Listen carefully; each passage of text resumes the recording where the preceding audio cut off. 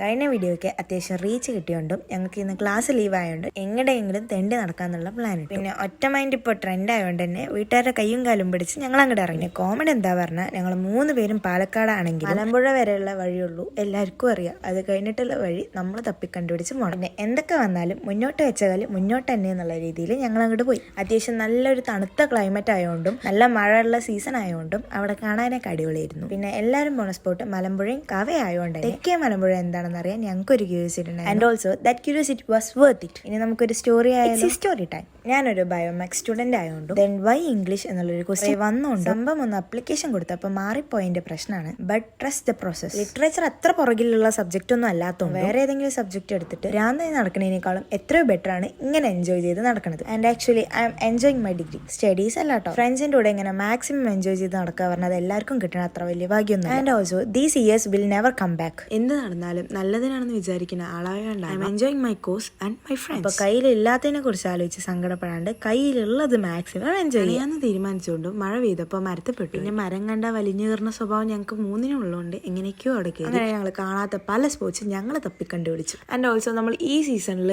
മലമ്പുഴയിൽ പോവുകയാണെങ്കിൽ അല്ലെങ്കിൽ തെക്കേ മലമ്പുഴയിൽ പോവുകയാണെങ്കിൽ നമുക്ക് മാക്സിമം അത് ഫ്രണ്ട്സിന്റെ കൂടെ ആണെങ്കിൽ പിന്നെ പറയും വേണ്ട, അത്രയും എൻജോയ് ചെയ്യാൻ പറ്റും. ഇതുവരെ തെക്കേ മലമ്പുഴ കാണാത്തവര് വേഗം അങ്ങോട്ട് വിട്ടോളി. ഡാം തുറന്നുകൊണ്ട് തന്നെ പോകുമ്പോൾ തന്നെ റോപ്പ് വേയിൽ കയറണം എന്നുള്ള പ്ലാൻ ഉണ്ട്. വേറെ ഒന്നും ഉണ്ടല്ല, ഈ സീൻസ് ഒക്കെ കാണാൻ വേണ്ടിയിട്ടാണ് പാലക്കാട് TNTയിൽ അവരുടെ ഫേമസ് മസാല ഷവായും കൂടി ഓർഡർ ചെയ്ത് ഞങ്ങളത് കഴിച്ചു. തെക്കേ മലമ്പുഴ മാക്സിമം എൻജോയ് ചെയ്തിട്ട് ഞങ്ങൾ ഇവിടെ ഫുഡും കൂടി കഴിച്ചിട്ട് നിർത്തുന്നു. ബൈ.